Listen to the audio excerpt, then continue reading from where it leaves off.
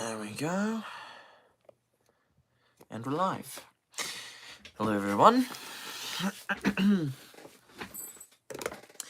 We're going to be reading out of Jules Verne's 5 Weeks in a Balloon. Again, I'm getting started a couple minutes later than I intended.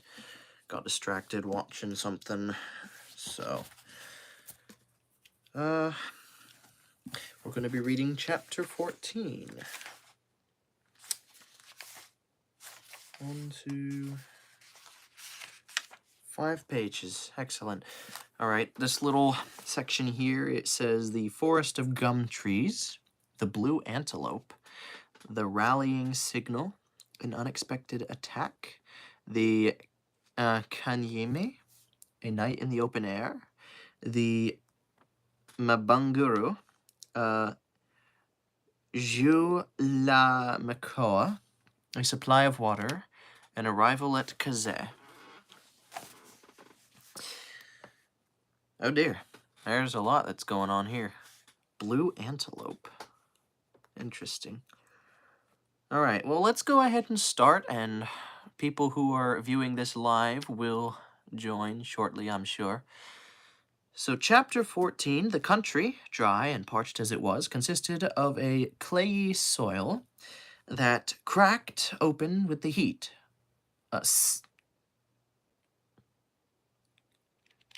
Okay, the way he put that phrase in there in the middle of the sentence didn't exactly work. Let me read that again. The country, dry and parched as it was, consisted of a clayey soil that cracked open with the heat, seemed indeed a desert. Here and there were a few traces of caravans, the bones of men and animals that had been gnawed away, mouldering together in the same dust. After half an hour's walk, Dick and Joe plunged into a forest of gum trees, their eyes alert on all sides and their fingers on the trigger. There was no foreseeing what they might encounter. Oh yeah, that's right, they're hunting. Without being a rifleman, Joe could handle firearms with no trifling dexterity. "A walk does one good, Mr. Kennedy, but this isn't the easiest ground in the world," he said, kicking aside some fragments of quartz with which the soil was bestrewn. Kennedy motioned to his companion to be silent and to halt. The present case compelled them to dispense with hunting dogs, and no matter what Joe's agility might be, he could not be expected to have the scent of a setter or a greyhound. A herd of a dozen antelopes were quenching their thirst in the bed of a torrent where some pools of water had lodged. The graceful creatures, snuffing danger in the breeze, seemed to be disturbed and uneasy. Their beautiful heads could be seen between every draught, raising in the air with quick and sudden motion as they sniffed the wind in the direction of our two hunters with their flexible nostrils. Kennedy stole around behind some clumps of shrubbery while Joe remained motionless where he was. The former, at length, got within gunshot and fired. The herd disappeared in the twinkling of an eye. One male antelope only, that was hit just behind the shoulder joint, fell headlong to the ground, and Kennedy leapt toward his booty. It was a blauwbok, a superb animal of a pale bluish color, shading upon the gray, but with the belly and the inside of the legs as white as the driven snow.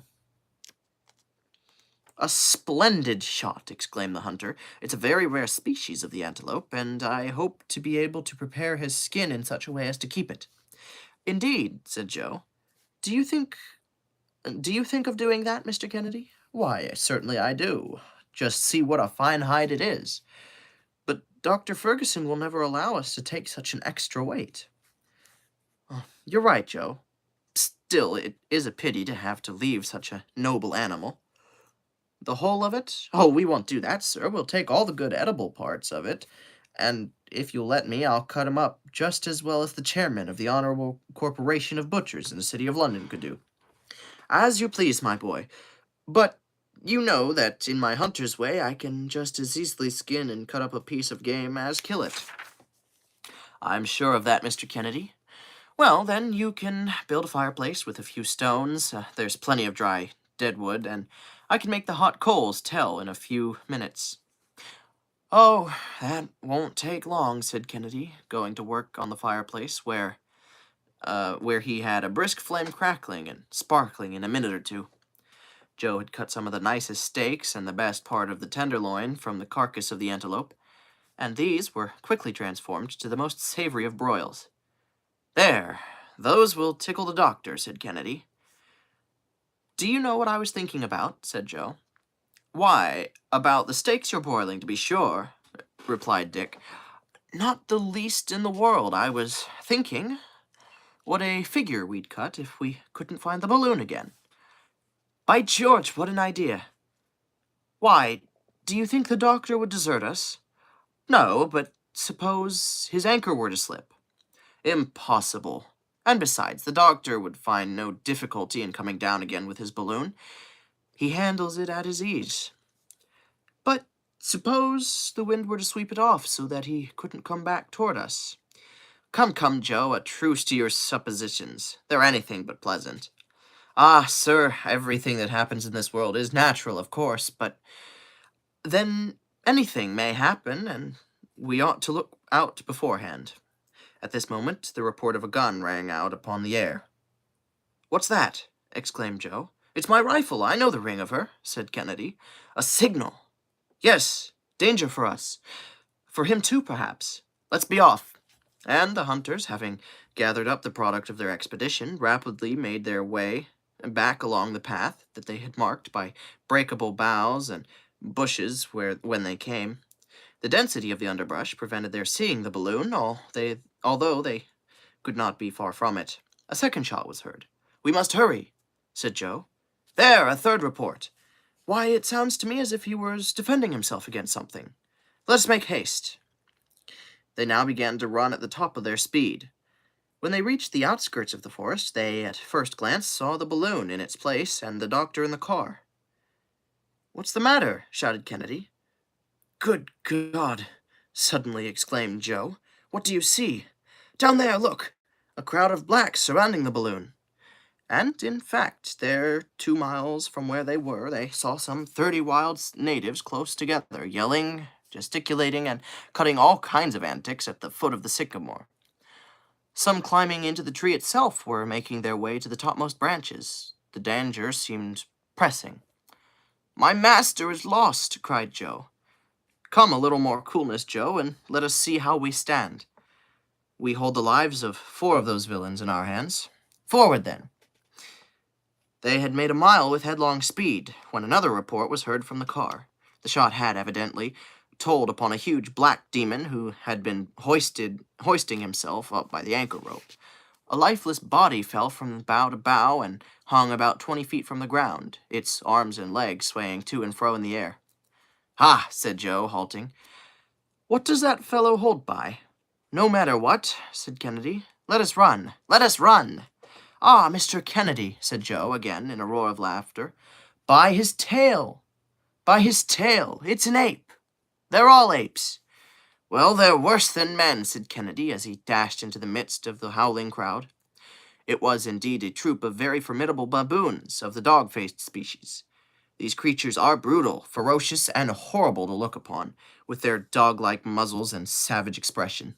However, a few shots scattered them, and the chattering horde scampered off, leaving several of their number on the ground. In a moment, Kennedy was on the ladder, and Joe, clambering up the branches, detached the anchor. The car then dipped to where he was, and he got into it without difficulty. A few minutes later, the Victoria slowly ascended and soared away to the eastward, wafted by a moderate wind. Alma Gonzalez says, "What book?" "I am reading 5 Weeks in a Balloon by Jules Verne." Creek Water says, "Good voice." Thank you. JJVR also is asking what book. It's 5 Weeks in a Balloon by Jules Verne. I don't get why so many people ask what book I'm reading. I put it in the title. Creek Water says, "Good voice." Did I already read that? Anyway, thank you. I appreciate that. I do edit says, "To name a car for an edit." No, thank you. And Carson Cosgrove says, "I'm back." Hello, thanks for joining again. Let me check something real quick. Oh boy. Yeah, my battery's getting low, so better hurry up. That was an attack for you, said Joe. We thought you were surrounded by natives. Well, fortunately, they were only apes, said the doctor. At a distance, there's no great difference, remarked Kennedy. Nor close at hand either, added Joe. Well, however that may be, resumed Ferguson, this attack of apes might have had the most serious consequences. Had the anchor yielded to their repeated efforts, who knows whither the wind would have carried me? What did I tell you, Mr. Kennedy? You were right, Joe, but even right as you may have been, you were, at that moment, preparing some antelope steaks, the very sight of which gave me a monstrous appetite. I believe you, said the doctor. The flesh of antelope is exquisite. You may judge You may judge of that yourself now, sir, for supper's ready. Upon my word as a sportsman, those venison steaks have a gamey flavor that's not to be sneezed at, I tell you. Good, said Joe, with his mouth full. I could live on antelope all the days of my life, and all the better with a glass of grog to wash it down. So saying, the good fellow went to work to prepare a jorum of that fragrant beverage, and all hands tasted it with satisfaction. Everything has gone well thus far, said he. Very well indeed, assented Kennedy. Come now, Mr. Kennedy. Are you sorry that you came with us? I'd like to see anybody prevent my coming. It was now 4 o'clock in the afternoon. The Victoria had struck a more rapid current. The face of the country was gradually rising, and ere long the barometer indicated a height of 1,500 feet above the level of the sea. The doctor was, therefore, obliged to keep his balloon up by a quite considerable dilation of gas, and the cylinder was hard at work all the time. Toward 7 o'clock, the balloon was sailing over the basin of Kanyeme. The doctor immediately recognized the immense clearing, 10 miles in extent, with its villages buried in the midst of baobab and calabash trees. It is the residence of one of the sultans of the Ugogu country, where civilization is, perhaps, the least backward. The natives there are less addicted to selling members of their own families, but still, men and animals all live together in round huts, without frames that look like haystacks. Beyond Kanyeme, the soil becomes arid and stony, but in an hour's journey, in a fertile dip of the soil, vegetation had resumed all its vigor at some distance from Mdaburu. The wind fell with the close of the day, and the atmosphere seemed to sleep. The doctor vainly sought for a current of air at different heights, and at last, seeing this calm of all nature, he resolved to pass the night afloat, and for greater safety, rose to the height of 1,000 feet, where the balloon remained motionless. The night was magnificent, the heavens glittering with stars, and profoundly silent in the upper air. Dick and Joe stretched themselves on their peaceful couch, and were soon sound asleep, the doctor keeping the first watch. At 12 o'clock, the latter was relieved by Kennedy. Should the slightest accident happen, waken me, said Ferguson, and above all things, don't lose sight of the barometer. To us, it is the compass. The night was cold. There were 27 degrees of difference between its temperature and that of the daytime. With nightfall had begun the nocturnal concert of animals driven from their hiding places by hunger and thirst. The frogs struck in their guttural soprano, redoubled by the yelping of the jackals, while the imposing bass of the African lion sustained the accords of this living orchestra. Upon resuming his post in the morning, the doctor consulted his compass, and found that the wind had changed during the night. The balloon had been bearing about 30 miles to the northwest during the last 2 hours. It was then passing over Mabanguro, a stony country, strewn with blocks of syenite of a fine polish, and knobbed with huge boulders and angular ridges of rock. Conic masses, like the rocks of Karnak, studded the soil like so many druidic dolmens. The bones of buffaloes and elephants whitened it here and there, but few trees could be seen, excepting in the east, where there were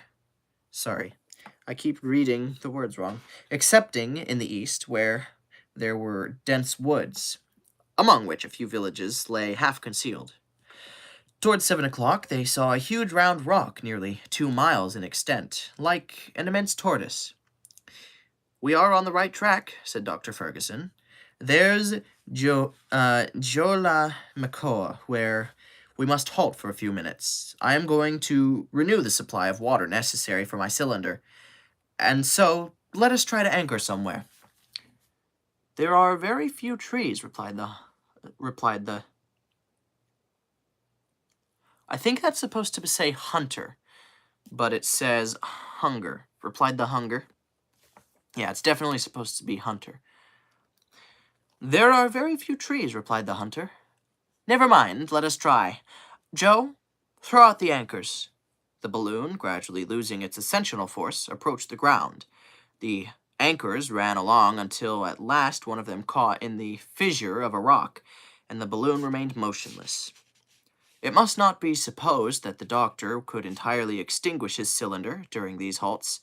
The equilibrium of the balloon had been calculated at the level of the sea, and as the country was continually ascending and had reached an elevation of from 600 to 700 feet, the balloon would have had a tendency to go lower than the surface of the soil itself.